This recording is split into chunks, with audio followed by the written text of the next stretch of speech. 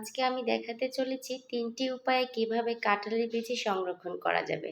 কাঁঠালের বিচি কিন্তু আমরা কম বেশি সকলেই পছন্দ করি।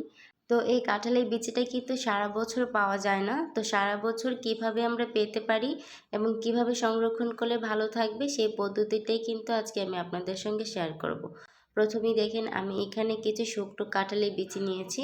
বিচিগুলো একদম পরিষ্কার। এখন এই বিচিগুলোকে আমি উপরে সাদা চামড়াটা ফেলে দিব, সেজন্য আমি এক সাইড থেকে একটু করে কেটে নিয়েছি। এবার আমি বিচিগুলোকে ভালো করে ছুলে নিচ্ছি। নিয়ে আমি পানিতে রাখছি সবগুলো বিচি, এতে করে যে বিচির যে কষটা আছে এক্সট্রা সেটা কিন্তু পানিতে উঠে যাবে আর পানিটা দেখা যাবে সাদা সাদা হয়ে গেছে।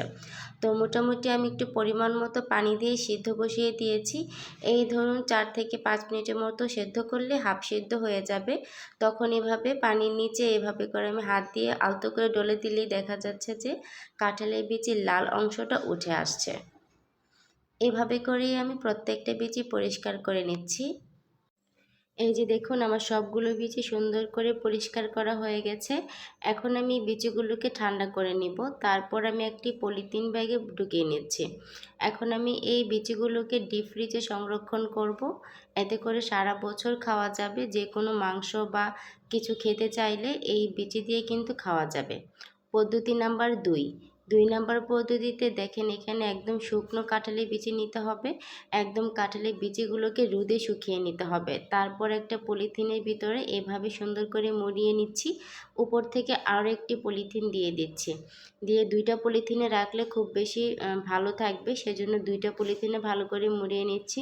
চাইলে কিন্তু আপনারা জিপলক ব্যাগেও রাখতে পারেন বা বক্সে ঢুকিয়েও পলিথিন দিয়ে ঘুরে তারপরে রাখতে পারেন।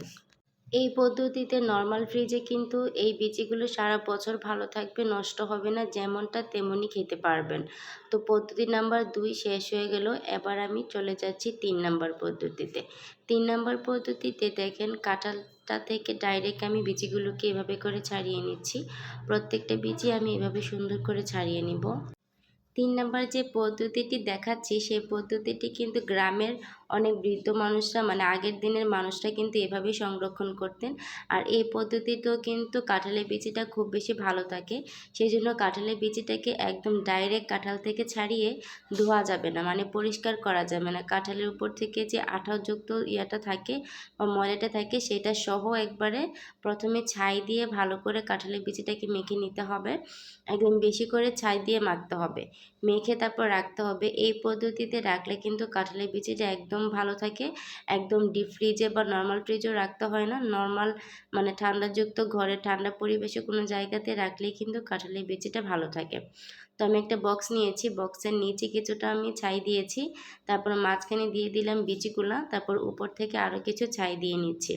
তারপর আমি ঢাকনা দিয়ে রেখে দিব। আপনারা চাইলে কিন্তু এই কাজটা মাটির কোনো হাঁড়িতেও করতে পারেন, এতে করে আরও বেশি ভালো থাকবে। আমার কাছে যেহেতু মাটির কোনো হাঁড়ি ছিল না, সেজন্য আমি বক্সে ঢুকিয়ে রেখে দিচ্ছি। আশা করছি আমার আজকের এই কাঁঠালের বিচি সংরক্ষণের 3টি পদ্ধতি আপনাদের অনেক বেশি কাজে আসবে। যদি আমার এই টিপসগুলো আপনাদের সাংসারিক জীবনে কাজে এসে যায়, তাহলে চাইলে আমার চ্যানেলটিকে লাইক, কমেন্ট এবং সাবস্ক্রাইব করে পাশে থাকতে পারেন। আজকের মতো এখানেই বিদায় নিচ্ছি। আল্লাহ হাফিজ।